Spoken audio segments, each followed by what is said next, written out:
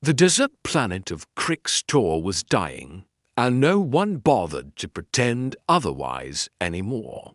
From orbit, it had once looked like a jewel bands of copper dunes washed with shimmering blue seas. Cities glittering in the twilight zones where the heat eased and the nights weren't lethal. Now the oceans were gone.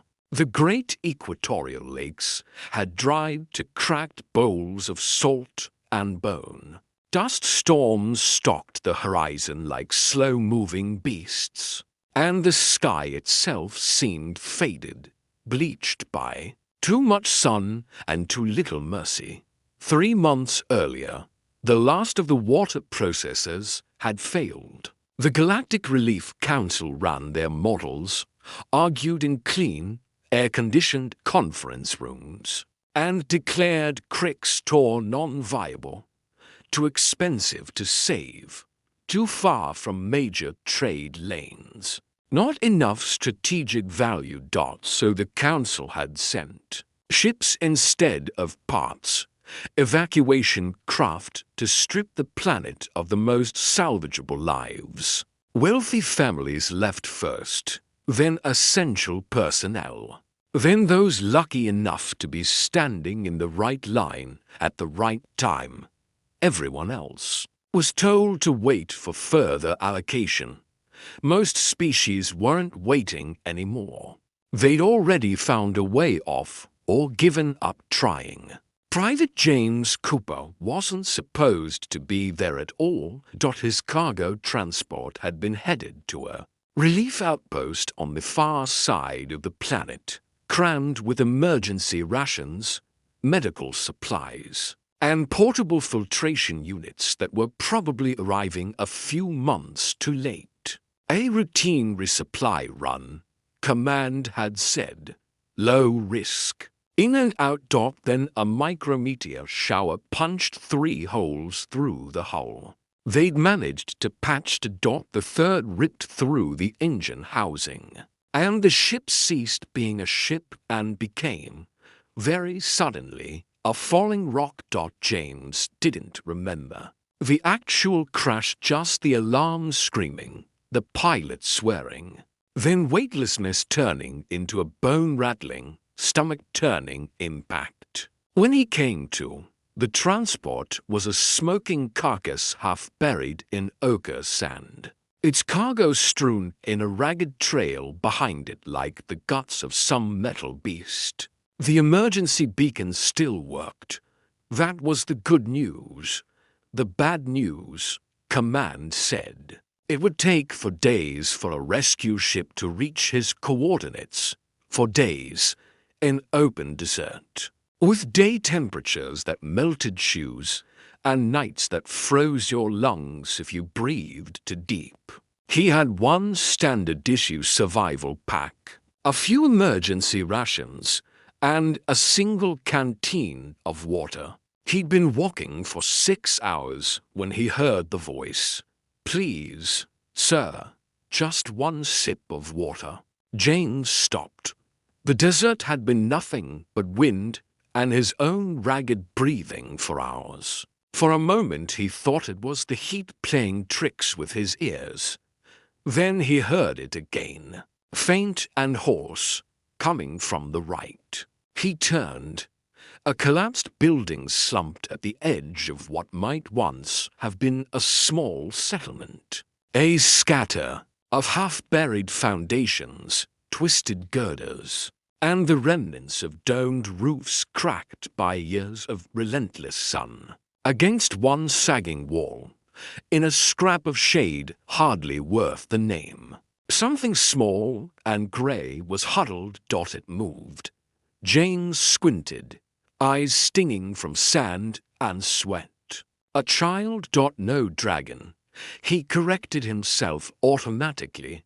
The proportions were off for human. A long tail curled around thin legs. A pair of undersized wings drooping uselessly at its sides. Clawed hands clutching its knees. He'd seen dragons before, mostly as diplomatic envoys or smugly wealthy merchants. On the upper decks of station hubs always sleek, scales polished to gemstone sheen in colors that broadcast status. This one's scales were dull gray, flaking at the edges, cracked from dehydration. His wings looked like parchment left out in the sun too long. His golden eyes, half-lidded, watched James with the wary, exhausted resignation of someone who'd already heard no too many times. James's training kicked in. He dropped his pack and knelt beside the child, pressing two fingers to the side of his neck, feeling for the flutter of a pulse. Hot skin to hot. He checked the boy's breathing shallow and rapid. His tongue, when he asked him to open his mouth, looked like dry leather. Severe dehydration. Heat exhaustion. Less than a day from organ failure. Maybe less in this heat. "Hey, buddy," James said softly. "You hanging in there?" The little dragon blinked slowly, his throat working as he tried to swallow. "Water?" His voice was a rasp of sound. More air than word. "Just a sip." James's hand went to his canteen automatically. It was half full, maybe a little more. He'd been careful, rationing sips on the hour, counting them in his head like a mantra. 3 till noon, 5 till dusk, smaller ones at night. Enough to last him for days if he was disciplined, if he walked mostly at dawn and dusk, if he found shade in between. Enough to keep one human alive until the rescue ship arrived. He could feel Command's voice in the back of his mind. The desert is lethal. Follow protocols. Conserve resources. Your primary objective is survival until extraction. "Where are your parents?" James asked. Although he suspected, he already knew the answer. The dragon boy's gaze slid toward the empty sky. "Gone," he whispered. "Evacuation ship. They said they'd come back for me." His lips cracked as he tried to smile. "No room. I'm too big. Dragons take up too much space." The attempt at humor twisted something in James's chest. "How long ago was that?" he asked. The boy's brow furrowed, as if remembering took effort. "Ships came. A few days ago. Maybe more. I didn't move much." His wings twitched, a feeble, instinctive gesture. "Waited. Thought maybe someone would find me." He closed his eyes briefly. "But I guess not." James looked at the canteen again, at the boy, at the endless, shimmering horizon. Half a canteen of water could mean the difference between life and death for him, for the kid. It meant the difference between dying in a few hours and maybe having a fighting chance. "Please," the boy whispered. "Just one sip, sir." James unscrewed the cap. The boy's eyes widened as James held out the entire canteen. "Take it," James said. "All of it." The dragon recoiled a little, confusion flickering across his face. "No, sir," he protested, weakly. Just a sip. You need that water. You'll die without it. I need you to drink." James countered. He pushed the canteen gently into the boy's shaking claws. "Doctor's orders. Or, well, medic's suggestion. Close enough." The boy stared at the metal in his hands, like it was some sacred relic. "All of it?" he whispered. "That's an order," James said, forcing a grin he didn't feel. "Private. What's your name?" The dragon hesitated. "Crypto. he said. "Private Crypto," James finished. "You're under my command now, and I am officially ordering you to drink every last drop. But maybe I'll die," James said lightly, even as a cold spike of fear slid down his spine. "Maybe I won't, but I know for a fact you will if you don't drink. So let's focus on the problem we can solve." "Yeah?" Crypto studied him, and for a moment his eyes looked far older than a child should, as if he'd seen too much. Abandonment into shorter life. Then slowly, reverently he lifted the canteen to his mouth. The first swallow was shaky. The second was desperate. By the third, he was gulping, water spilling down his chin, his small throat working frantically as his body remembered what it was to not be dying. James watched the water level drop, counting off the seconds, crunching. Numbers in his head he already knew the answer to. For days in the desert without water wasn't survival. It was a drawn-out execution. He'd be lucky to last 2, 3, if he moved only at night and found decent shade. But the kid would live, and somehow that felt like it had to mean something. When the last drop was gone, Crypto lowered the empty canteen, panting. Color was already returning to his scales, faint hints of blue bleeding through the gray like paint, seeping up through old plaster. "Why?" he asked. James blinked. "Why what? Why give it to me?" Crypto's claws tightened around the canteen. "You don't know me. I'm nobody." "You're not nobody," James said. He pushed himself to his feet, his legs already protesting. "You're a kid who got left behind. And where I come from, we don't leave kids to die in the desert. If we can help it." Crypto tilted his head. "Your people do this often?" he asked, genuinely curious. "Give away their water?" "Sometimes we're stupid like that," James said. Crypto tried to stand. His legs wobbled and gave out beneath him. He pitched forward with a startled cry, and James caught him before he hit the sand. "What are you doing?" Crypto gasped, embarrassed. "I can't walk. I'll slow you down. You should leave me and go. You might still live." "Carrying you," James said, as if that settled it. He shifted the dragon's weight, surprised at how light he felt. "There's a settlement about 15 clicks north. Maybe more by now if the dunes shifted. Might have water, might not. But we're going to find out together. You can't carry me that far," Crypto said, shaking his head. "Not in this heat. Not without water." "Watch me," James said. He slung his pack over one shoulder and adjusted his grip, cradling Crypto against his chest, the dragon's head resting awkwardly against his armored vest. Then he started walking. The sun beat down like a hammer. Within an hour, James's mouth was a desert of its own. His tongue felt thick. His lips cracked and stung with every breath. Sweat poured down his back at first, then slowed, then stopped. His head throbbed in time with his footsteps. By the second hour, the horizon wavered, heat ripples turning dunes into twisted mirages.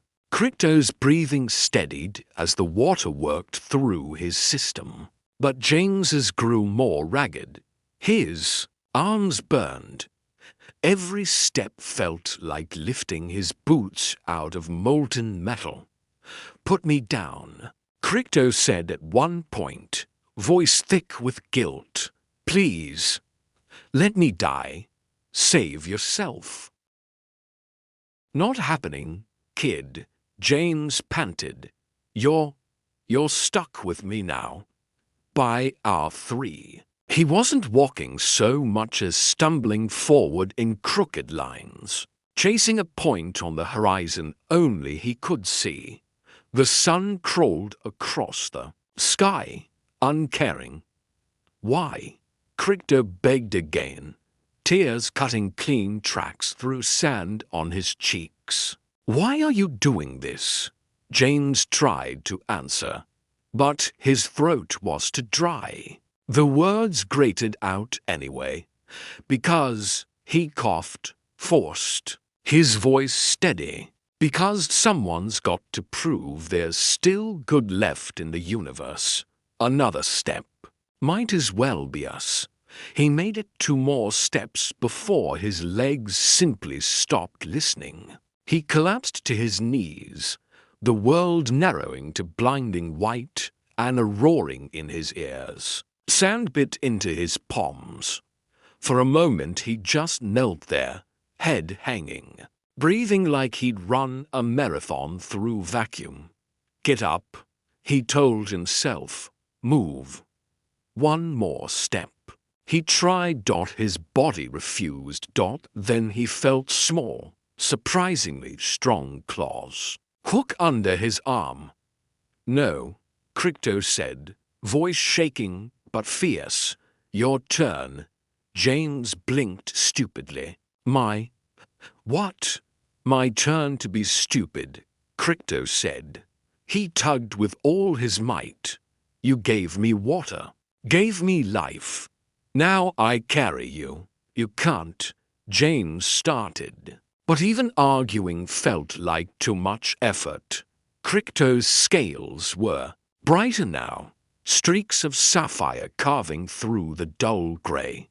The water, combined with his species' natural resilience, was doing their miraculous work. He slid under James's arm, bracing his small frame like a crutch. "Come on," the dragon muttered. "Lean on me. We walk together." They did. They fell into a strange rhythm, James listing heavily to one side. Crichton braced beneath him, wings dragging in the sand. Step, drag, step, drag. Sometimes James would regain enough strength to carry the boy for 12 meters. Then his strength would fail, and Crichton would haul him forward again, muttering stubborn encouragement in a language James didn't know. Time unraveled. The sun dipped lower, turning the sky a deep, bruised orange. The air cooled from murderous to merely cruel. When the rescue ship finally found them, 12 hours later, the 2 of them were little more than silhouettes staggering across the face of a dying world. The medics later said James had been minutes from death, that his core temperature was spiking, his organs on the brink of shutting down. They called him reckless, irresponsible, incredibly stupid, one of them muttered, thinking he was unconscious. Maybe he was. Maybe he wasn't. All he knew was that when he woke up 3 days later in the medbay, the ceiling was white instead of blazing blue. The air tasted faintly of antiseptic instead of dust, and he could swallow without pain. The first thing he saw was a pair of bright golden eyes. Crichton sat beside his bed, feet dangling off the chair that was too big for him, tail coiled neatly around its legs. His scales were no longer dull or cracked, they gleamed with a vivid sapphire blue that caught the medbay lights and scattered them in tiny stars across the walls. "You're alive," Crichton whispered, as if he didn't quite dare believe it. "So are you?" James croaked. His voice sounded like someone had run it through a grinder. He smiled anyway. "Told you we'd be stupid together." Crypto ducked his head, and for a moment James thought he was going to cry. Instead, the dragon reached into a small bag at his feet and carefully pulled something out. James's canteen. The battered metal was polished to a shine now, the dents hammered out as best as possible. Something new had been etched into the side, careful, slightly uneven letters, as if whoever had done it had insisted on doing it by hand instead of using a machine. Crypto placed it gently in James's hand. For the human, the engraving. Read. Who taught me that one sip is never enough when you can give everything? James stared at the words until they blurred, his eyes stinging for reasons that had nothing to do with heat or sand. My name is Crypto, the dragon said formally, squaring his shoulders. I never told you properly, and when I grow up. He hesitated, then smiled a real smile this time, sharp little fangs and all. When I grow up, I'm going to be just like you, he finished, stupid enough to save people. A choked laugh escaped James's throat, turning into something suspiciously like a sob. He squeezed the canteen to his chest. Best kind of stupid there is, he said,